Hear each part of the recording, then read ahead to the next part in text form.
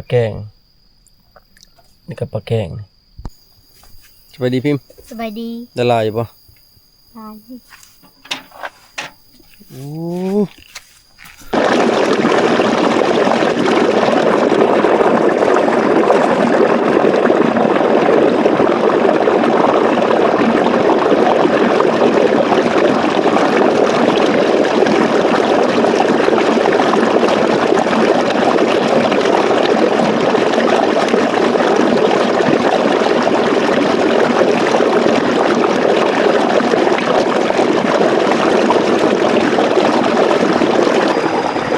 เรียบร้อยแล้ว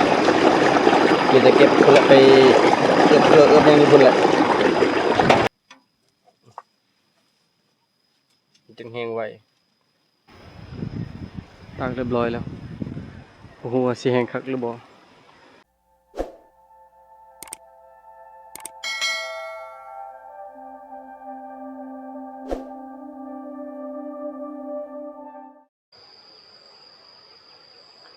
ก็สบายดีพ่อแม่พี่น้องสบายดีตอนเช้า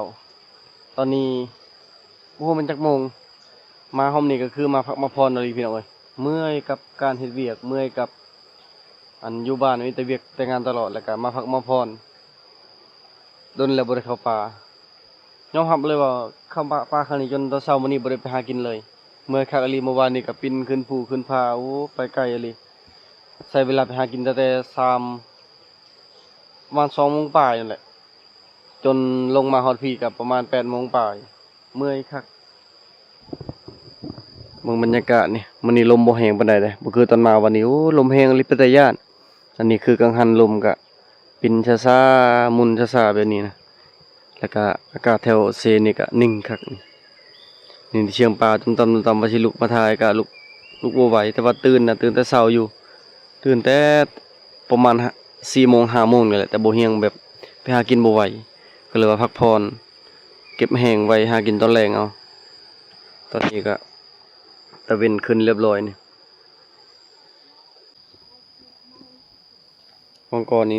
นำนี่ฮอดพี่แล้วนี่ต้นไม้นี่ตายเบิดนี่เพราะว่านำมันขึ้นมาฮอดพี่มันก็เลยตายเบิดอยู่นี่นะใส่เบ็ดก็ค่อนข้างจะยากแถวนี้นะบ่คืออยู่พุ่นนะใส่เบ็ดง่ายอยู่เท่านั้นเพราะว่าไฟไหม้เบิดแถวนี้แล้วไฟบ่ไหม้นะมันก็เลยค่อนข้างจะยากพอแฮงสบายดีพิมพ์สบายดีได้หลายอยู่บ่ลายโอ้อ๋อเป็นลายลีนี่นะเบิ่งนี่ปลาตองอืมยังมีโคตรอีกยังมีใช่บนเรือเหือก็ยังมียังบ่ตาย จักโตอยู่เฮือนน่ะ บ่บ่ได้นับใหญ่บ่ยังอยู่ปลายังปลาบู อืมปลาตองขุดพ่อขุดแม่เลยบางถิ่นบางท้องถิ่นเขาเจ้าก็นิยม บ่ผิดนิยมเฮ็ดลาบแต่บ้านเฮาบ่เคยกินลาบปลาตองปลาบูนี่แหละตุ่มต่ำนี่คือปลาสูตรริมนำอยู่หาชอบกินปลาน้อยล่าสุดนั้นปลาสะกางน้อยนี่พอดีเฮ็ดแห้งเลยนี่แหละบ่ได้ไปทางใดก็สิเฮ็ดอยู่ครัวกินนี่แหละครัวปลาครัวหยังนี่บ่ได้หยังพี่น้องเอ้ยเมื่อยคักเมื่อยแน่เลยมาแบบมาพักผ่อนแบบบ่พักผ่อนสมองพักผ่อนหลายๆอย่างแหละอยู่บ้านโอ้ยใส่ความคิดใส่พลังแฮงแต่ละมือบ่ได้อยู่ละล่ะไปทางนั้นทางนี้รวมๆก็ประมาณบาง4 หรือ 5 โลนี่แหละปลาพอดีกินบ่มีปลาน้อยอีหลีปลาพอดีปลามองอันนี้มอง8 เซนมอง6 เซนมอง8 เซนพวกนี้นะมันยังน้อยอยู่แต่ว่าก็พอดีเท่านี้พอดีครัวง่าย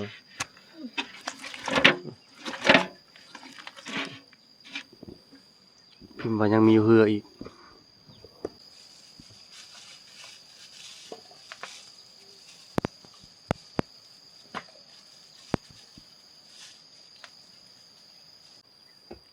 บ่เดินใส่มองปะไม่ใช่ตัวนี้แหละใส่ไว้นะใช่ตัวนี้ประพุ่นตัวนี้นะปลาคักเลยได้แต่ว่าปีนี้ผมยังเบ็ดเบิดแล้วคันยังก็หักคันเบ็ดก็หักแล้วก็ อันเบ็ดใช้เบ็ดใช้หยังก็เบิดหลักๆก็หมู่มันหั่นหมู่เอิ้นหมู่เอิ้นหยังแต่ว่ามันเพเบิดเพราะบ่เฮียงก็บ่ได้ซื้อเองมีแต่ของอ้ายเพิ่นตอนบ่เฮียงไปขอนแก่นเพิ่นฝากมาให้เพิ่นเคยใช้แล้วบางอันเพิ่นก็ใช้แบบใช้รุ่นนั่นน่ะเพิ่นปะเฮามาใช้แล้วมันก็คุณภาพบ่ค่อยดีใช้ได้บ่ฮอดปีมันก็เพแต่บางเทื่อก็เป็นหยังบ่เฮียงแน่โอ้นี่1 2 3 4 5 6 7 8 9นั่นนี่9โตนั่นนี่พอดีงามๆเลยปลาเนี่ยอันนี้คือสิเป็นบ่เดือนอยากเอาไว้ใส่เบ็ดเพียกโอ้ปลาปากเลยนะปลาปากนี่ปลาอ้วนคักเต็มคักเลยปลาบูนี่ปลาบูนี่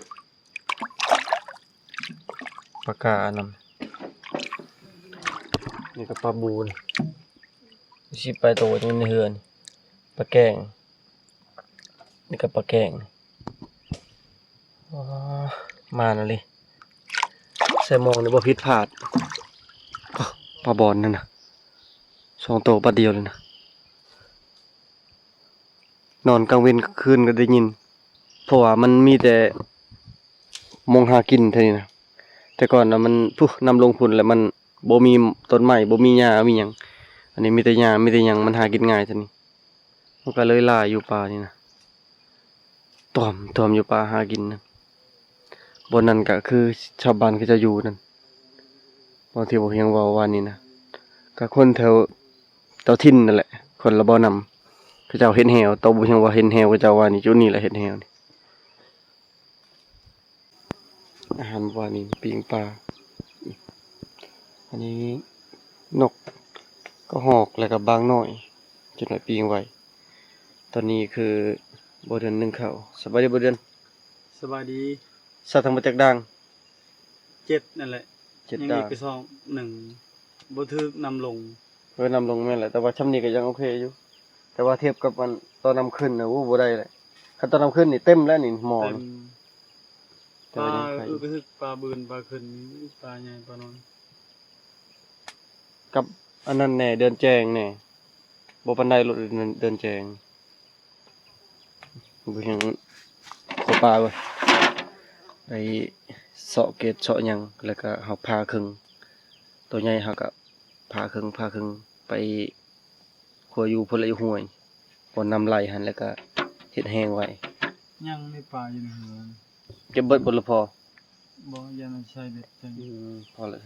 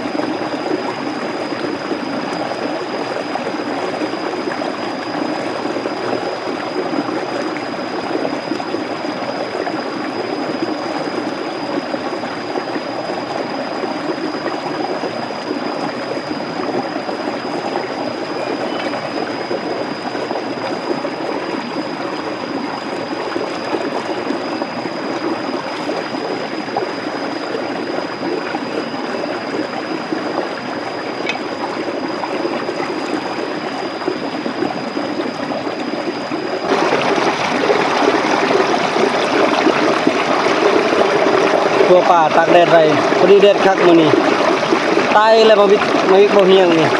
มาวิกปลูกได้3มื้อนี่บ่มีผลเลยตอนพ้นบัดข้าวเวียกโอ้ยจังได๋ครับ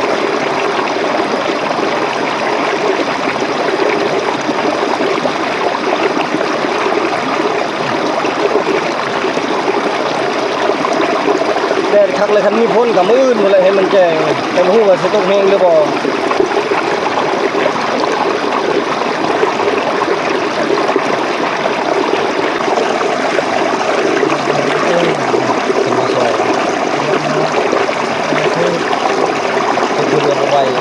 ปลาหลายเติมก็ดีเลยแดดคักเลย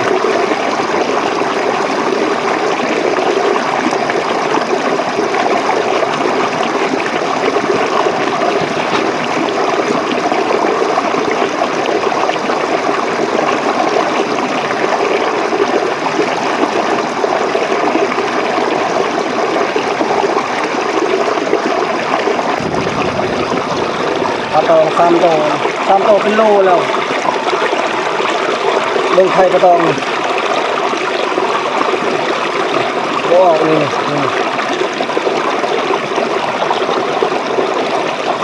จะไข่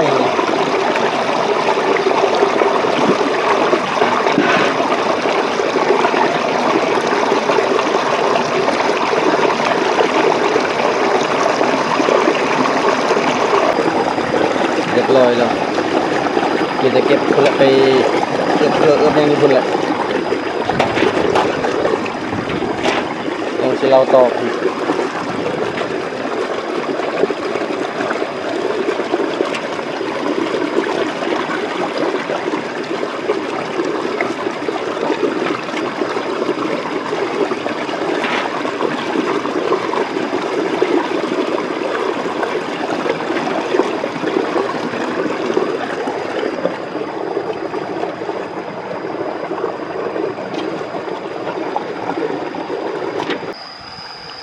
ตัดเอาตอกก่อนตัดเอาไม้เพชรตอก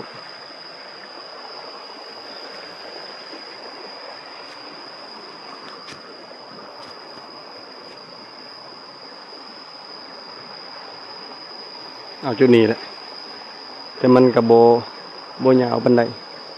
มันเป็นปองสั้นประมาณคืบ1คืบปลายจริงก็ได้ยาวกว่านี้แต่ว่ามันบ่มีเดี๋ยวนี้สบายคงอยู่คงกินอึดผู้เท่านั้นนะมีแต่หน่อไม้ไล่งามเมื่อวานนี้นะแล้วก็เห็ดก็ได้หน่อหมกหน่อไม้ผักหญ้าคาคิงตามแคมนำโบอึดแล้วก็นำใส่สะดวกสบายบ่คือยามแรงยามพ้นเลยเริ่มง่ายเลยบ่เห็นตัดได้เลยลงปลาหน่อยปลาซิว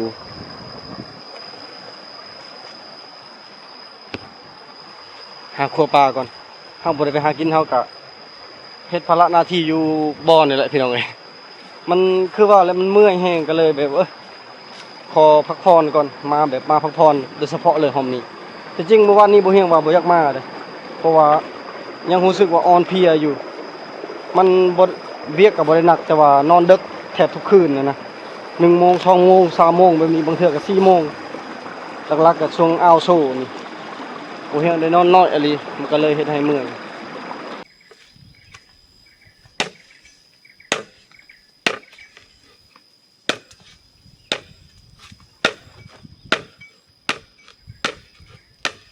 ได้ก็เอาไปเลย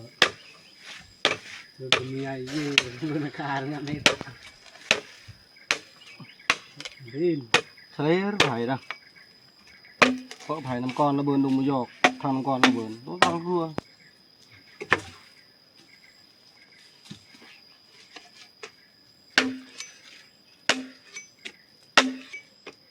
3 บาทระเบิดหันดิเอาเป็นช็อกทางระเบิดนาคาโน่ที่คิดเจอเลย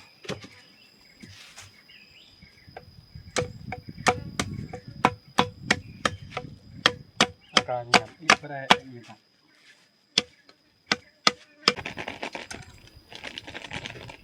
นี่เราเนี่ยตัวตรงนั้นประมาณ5 เมตรผมจะ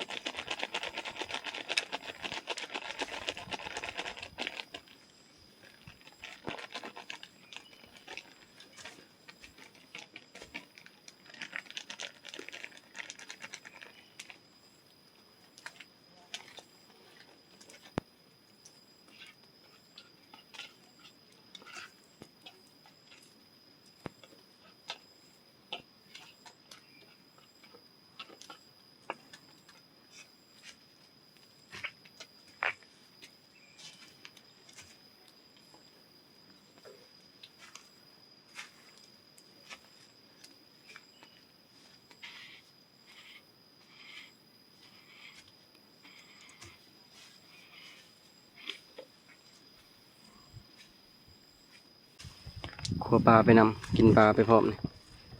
ซอยจำปลาอีกแล้วนี่ ได้ทุกคน คันใส่หมดแดง นี่แหละอาหารพิม กินข้าวนำกันพิมพ์โอ้จะเป็นบ้าวแล้วนี่นะจักปีแล้วพิมพ์ 10 10 ปีแล้ว10 ขวบแล้วคัน10 ขวบอยู่ไทยนี่เฮ็ดหยังก็เป็นแล้วนี่ภาษาอังกฤษภาษาหยังนี่เว้าลิบๆเลยแต่10 ปีอยู่บ้านนอกนี่เว้าภาษาลาวยังบ่ชัด ยังบ่ได้ทุกคำมันความแตกต่างแบบนี้แหละอยู่ประเทศที่กำลังพัฒนา คือไทยเว้าว่าประเทศกำลังพัฒนาที่จริงนะประเทศไทยนะเป็นประเทศที่พัฒนาแล้วกับเอิ้นได้เพราะว่า พี่ เด็กน้อยเขาก็มีความรู้ความสามารถ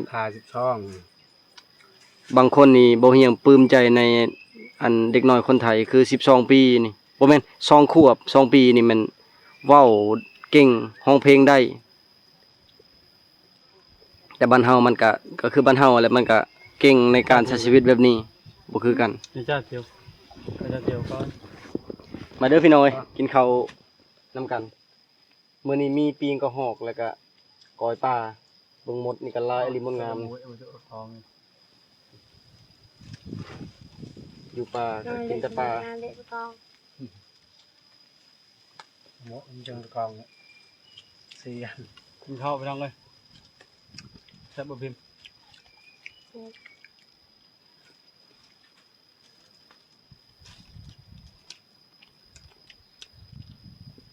บ่หาเถอะ ไม่เอาดำห้างมาเลย อันนี้แหละ เกิดมาสัก สิ่งที่เฮาแบบหาเวลาเข้าป่านี่ นี่ก็แล้ว เนื้อนี่ ตนากับ ปีงกระหอก ทางตรังมันไปเรียนอยู่ปริญญาที่เอียนเรียนถึงวีกันเรียนน่ะทองไปก็มันไปเรียนตามเมียดคือเบี้ย เข้าขนอนหันขนอน เสียเสียซะคือปอดกีเด้อหมู่มอนี่ก็ตะเบิ่นเด้มันตะเบอช่างเรียนตะเบอ ที่นั่งเลย ก็จะได้ปลือเรียน ไม่ได้กันตะกี้ก็กระเนียนตามมัน จ้ามาไปมองไปอดเขียนแล้ว กินข้าวอิ่มเรียบร้อยเอิบเกลือนี่เอิบเกลือเอิบผงนัวผักเทียมแล้วก็จึงหอยไว้ตอกเฮาก็เฮ็ดแล้วๆนี่ปลาก็หลายเติบพอดีเลยตอนนี้แดดคักนี่ตากไว้มันจึงแห้ง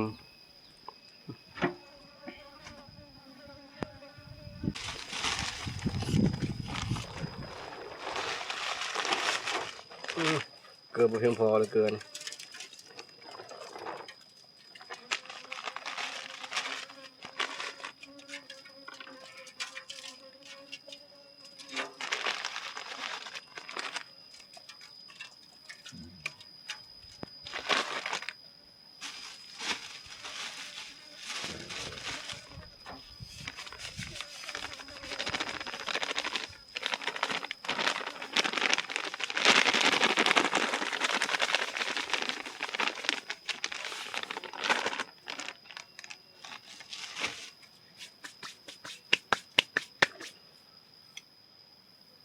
กล้าเด้อ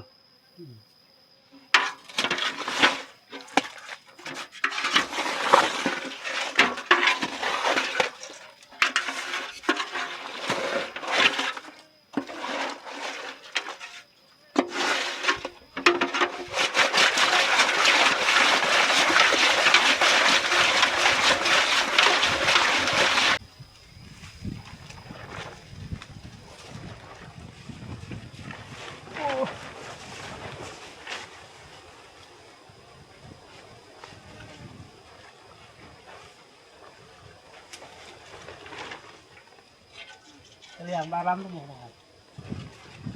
โอ้ยปันจับอะไรก็ดีอย่างอะไรก็มาถึงที่เดี๋ยวดีกันวันนะกูบอกป่ะเล่นทั้งดาวด้วย นี่แหละ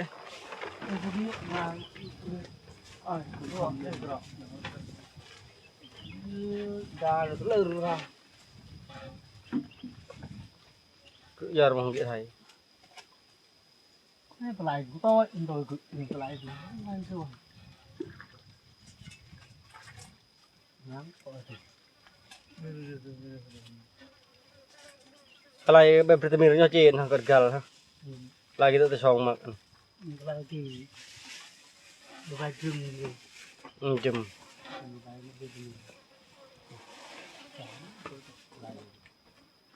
นี่ตัวนี้ ต้องปลายตัวหนักปลายหนักอะไรรังกระจาเนี่ยจ้ะรังเป็นแหละรังกระจาก็นายควงฮะมาที่หุบห่อปูนเชิดนึงไงเงี้ยอะไรรังนั้นตัวเล็กบอลอยู่ก่อนบัดอันตรายไอ้มันเปาะอยู่กี่ chỗ bảo tao mày không mà năm vậy tiệm năm lư chỉ là đây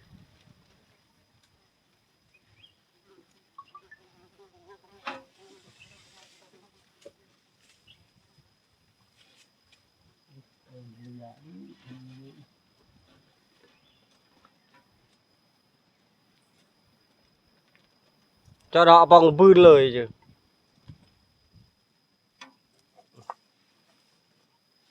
chừng hèn vậy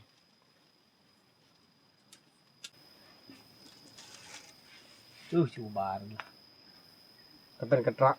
là không khám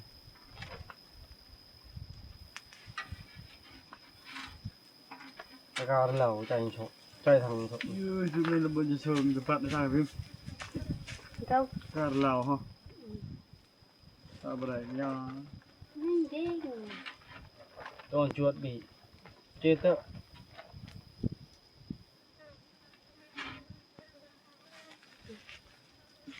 sao mà bây giờ mình đâu sao mà bây giờ cứ vậy này dinh gì tâm này thế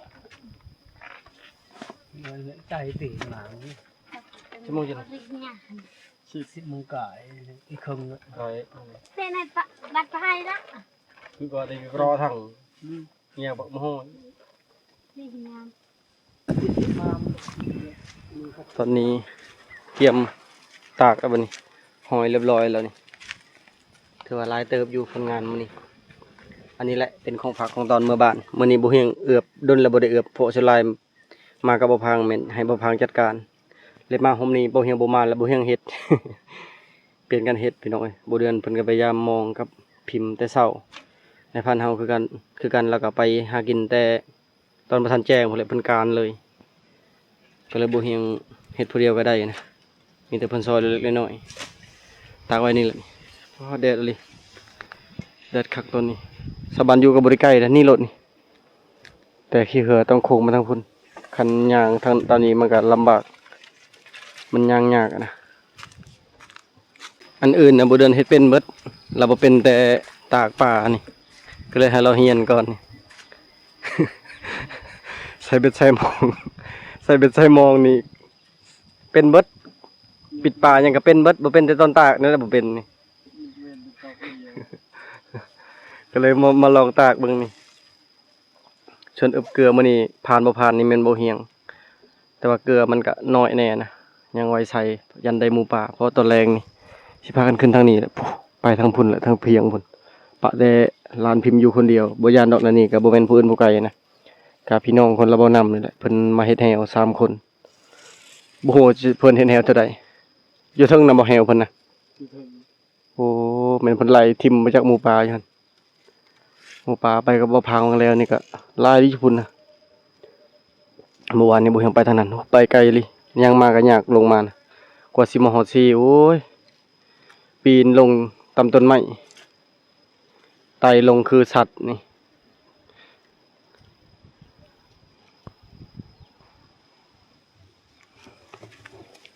มื้อนี้บ่เฮียงแม่นบ่ได้ไปหากินพักผ่อนตอนแรกน่าจะไปได้แล้วเพราะว่าคันหนึ่งเข้าป่าโดนๆยังเข้าป่ามันเมื่อยอยู่บ้านน่ะมันเฮ็ดแต่เวียกแล้วก็โดนๆเข้าป่าคือแบบว่าร่างกายเฮามันบ่ทันได้ปรับยังบ่ทันปรับตัวนะและเมื่อวานนี้มาฮอดปึ๊บแล้วบ่เฮียงก็ไปขึ้นบนสูงเลยแล้วมันก็เมื่อยคือมื้อนี้เฮาก็ได้พักผ่อนแล้วก็เมื่อวานนี้เฮาก็ได้ไปแล้วไปมื้อนี้มันก็ไข้ขึ้นนะคันเฮาไปตลอดนี่ไปแบบทุกมื้อนี่มันเมื่อยคือกันแต่ว่ามันสิ้นแล้วนะธรรมดาคันว่าดนๆเป็นเดือน2เดือน3เดือนหรือว่าทิศ2ทิศเข้าป่าเทื่อนึงน่ะแม่นร่างกายเฮาบ่ทันปรับตัวแล้วแม่นย่างไปหน่อยนึงมันเหือดสะเลยเหือแตกเลยตากเรียบร้อยแล้วโอ้โหสิแห้งคักหรือบ่ตากไว้แดดหนึงมื้ออื่นก็กลับบ้านแล้วแดดก็แห้งลมก็แห้งเดี๋ยวนี้ตอนนี้ก็คือตอนเที่ยงประมาณ11 โมงปลาย 12โมงตอนนี้เกี่ยมขึ้นไปทางพุ่นแหละบ่ฮู้ว่าฝนสิตกหรือบ่คันบ่มานคันได้แต่ซ้ำกระหอกซ้ำนกนี่แม่นสินอนอยู่พุ่นเลยคันได้ชัดใหญ่ก็สิลงมาทางพุ่นสัญญาณดีอยู่บนนี้ก็สัญญาณดีเมื่อกี้นี้เฮาก็ลมกับเสามอนลมนี่คันตอนแรกนี่เริ่มบ่แรงปานใดคือเมื่อวานนี้นะตอนที่เที่ยงนี่ประมาณ11โมง12 1โมงทำนี่น่ะลมแรงคักเลยคันลมแรงเลยไปหากินสัญญาณมันก็บ่ค่อยอยากได้นะมันติดกึ้นติดหยังมันก็หนีมันก็ไปเกี่ยมไปนอนพุ่นแล้วไปซ่องในผ่านเชิญบ่เดือนกับลูกเพิ่นเป็นยามเบ็ดยามมองใส่เบ็ดใส่มองอยู่แถวบ่อนนี่แหละเผาบ่อนบนเครื่องบนของสำหรับคลิปนี้เขาจะไปเพียงแค่นี้ก่อนพี่น้องก่อนอื่นก็ขอบใจเบิดทุกคนที่เป็นกำลังแห่งใจถ้าติดตามใน EP ตอนแรกกับ EP มื้อเช้าว่าสิมาหรือบ่เฮาสิได้สัญญาหรือบ่แล้วก็พี่น้อง